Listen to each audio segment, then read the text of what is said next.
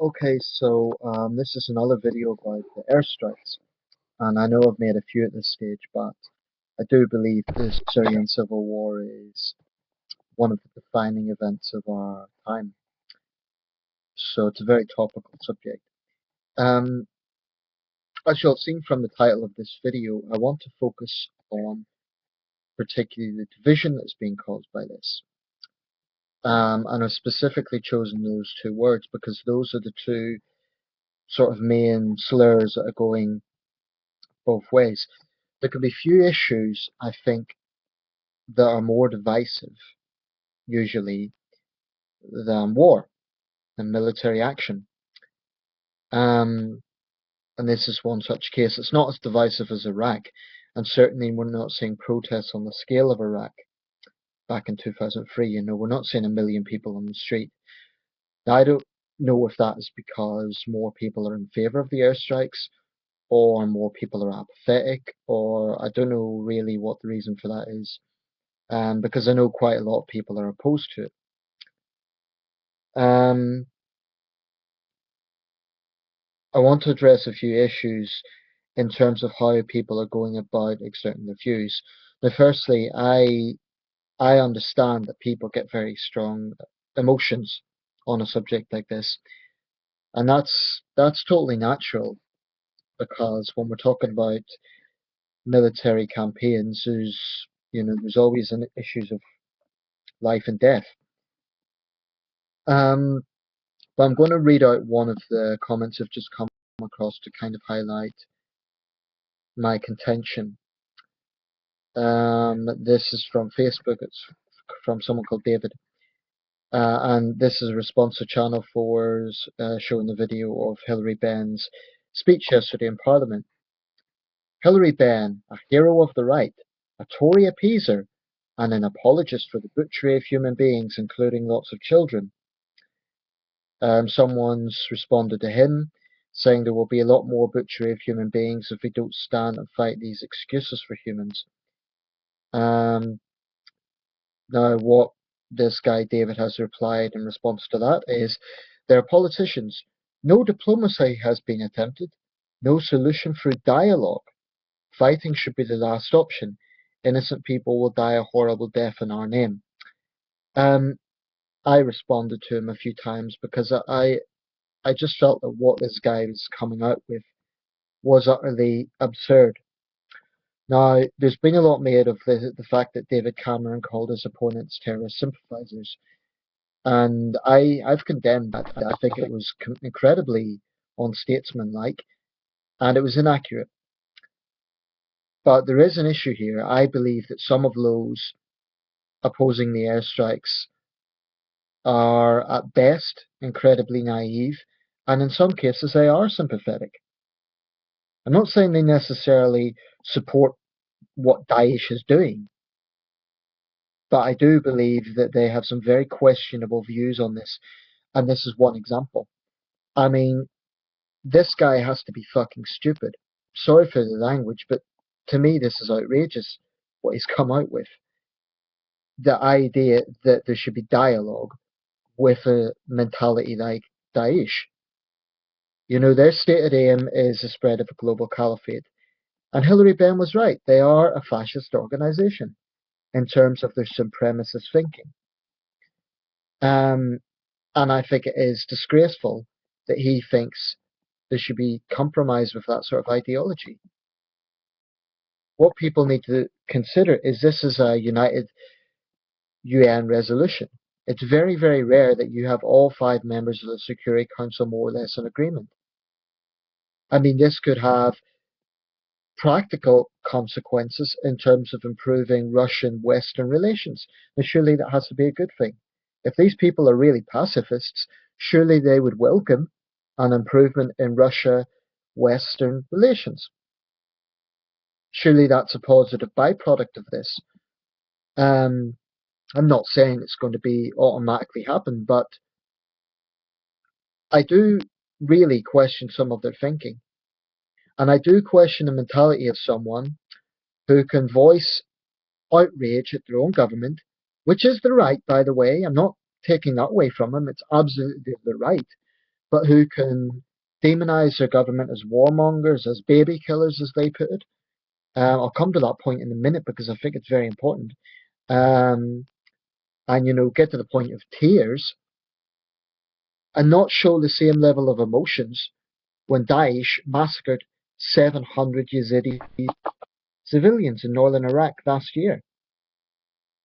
I do question the moral compass of people who have an inconsistency, who call themselves pacifists, but in my view have selective pacifism. Now, when I put this to them, they say, oh, but we do care about Daesh, we do oppose Daesh. Really? Well, if that's the case, they certainly aren't doing it as vocally. They certainly aren't demonstrating that by active protests. Now, I agree with them on one regard.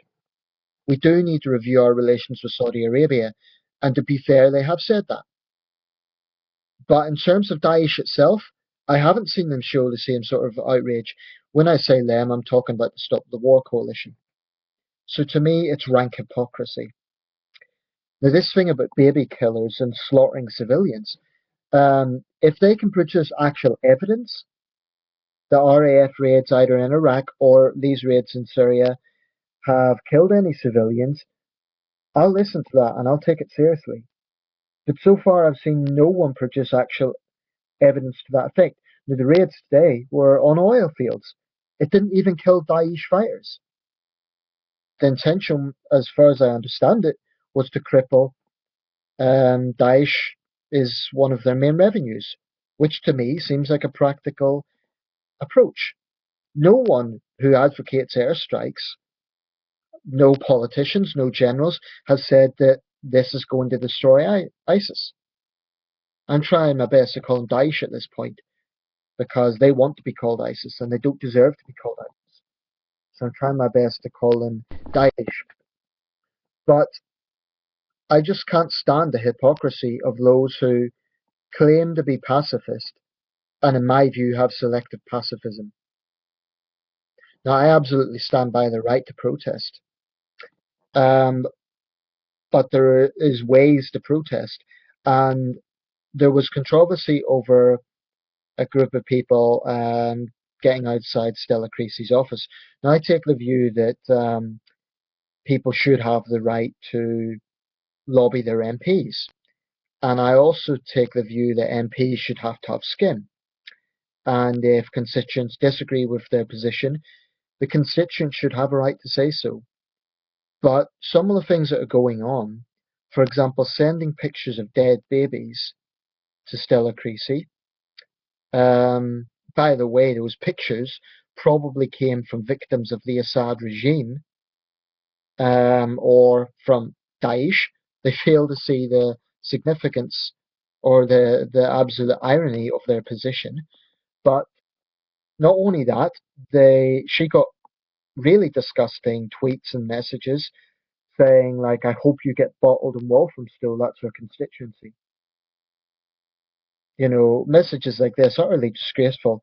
Jeremy Corbyn and Tom Watson have had to put an email out tonight telling activists not to engage in this sort of behaviour.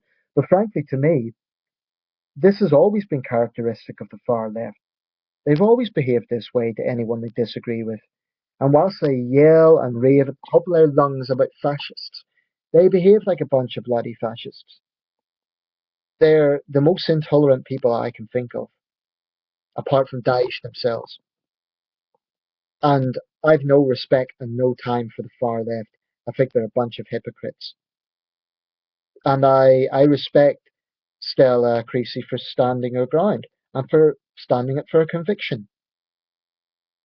No MP took that decision lightly. And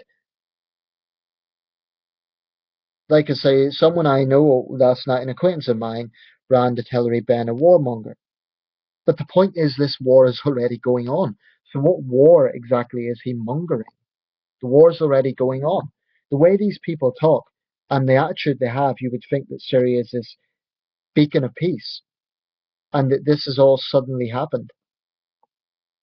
I mean, could they get any more naive? They are right in one regard, and I do think the government side needs to answer serious questions about our ties to Saudi Arabia. And I think it's a disgrace we continue to be that close to Saudi Arabia. Um, as for the slur of terrorist sympathisers, well, I think it's wrong. I don't think everyone who opposes airstrikes is terrorist sympathisers. I think that's ridiculous.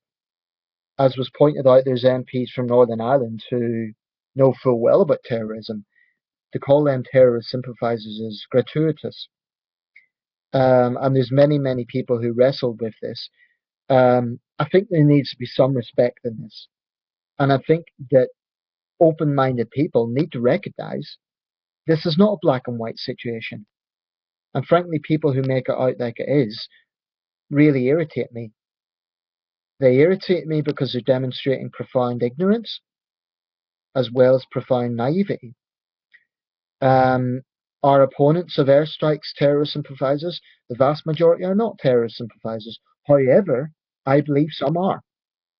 And when you get idiots like Mark Rylance, um, the actor, saying things that we should compromise with Daesh, and they're just angry fathers and brothers. All he is doing is pandering to their propaganda and giving them some sort of moral credence, like they're Robin Hood type figures. They're not. They're fascist scum. So my position is nobody who is backing airstrikes are doing it lightly. You know, I support airstrikes. I'm not jingoistic about it. I'm not singing Rule Britannia, and I'm not happy about it. But I recognise the fact that when all is said and done, I can't see any other choice. And I respect the views of those who don't support airstrikes because I think they also have compelling arguments. I very nearly took that position myself. But I have no respect for hypocrites who preach pacifism whilst violently threatening female MPs. It's just utter stupidity. And the far left always manage to make themselves look odious when they behave this way. And I'm sick of them. They preach about fascism, but they show no respect, no tolerance for anyone who has a different view. And as for the issue about baby killers, well, like I say, it's all up to them to produce evidence the RAF is killing civilians. Now, it would be gullible of me to say that no civilians are going to die in this campaign, but I would put it to them, why are they not holding the same outrage against Daesh? If they protest outside the Saudi embassy, I'd have no problem with that. I think the Saudis are a problem.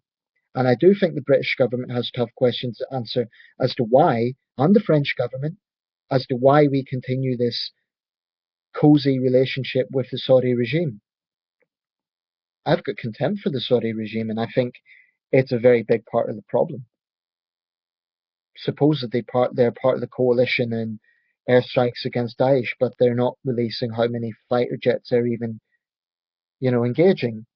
And in terms of the comparisons between Saudi Arabia and Daesh, there's very little difference. Both regimes, one happens to be a nation state, the other a terrorist organization. Both behead opponents. Both have pretty extreme views. I mean, Saudi Arabia believes that atheists are terrorists. Both treat women like slaves. Saudi Arabia has made very moderate improvements, but only this year they wanted to crucify a young man for taking part in protests. It's disgraceful that we continue to be so close to this regime, and frankly, a lot of people looking in would say that our position is hypocritical. So in that regard, yeah, I agree. But I still believe that airstrikes are the right option. So, people can call. Oh, another point I want to make. People are harping on about, oh, Tony Benn will be turning in his grave, and look at what Tony Benn's son has turned into, etc., etc. Hilary Benn is a grown man in his 50s. He's not his father. And why should he be his father? To me, this is just stupid. For those who don't know, Tony Benn was a very well-known figure of the British political left. He passed away last year at the age of 84, and he was widely respected among the left, although he was unelectable in my view. Um, he would have been an even more polarizing figure than Jeremy Corbyn. Um, the left can bemoan Hilary Benn, but he's his own man. Why should he be like his father? In fact, I'm sure his father would be the first to say that he doesn't want his son to be a clone of him. I'm sure his father himself would respect that fact. It's stupid to expect someone to be just like their father just because he shares the same name. It's ridiculous. I respect the fact Hilary Benn has stood up for his conviction.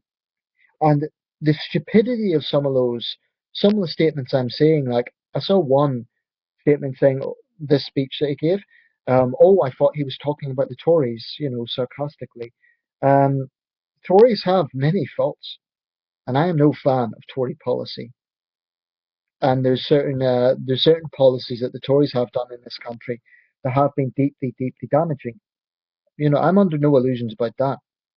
But the Tories do not behead people they believe to be apostates. So the thinking of the far left, to me, is just sometimes odious. I respect people who oppose the airstrikes, and I believe most of them are reasonable people who have the right intentions. And like I say, I very nearly settled on that decision. But they also need to respect the views of those who believe that there is no other way. Anyway, I'll leave it there. Um,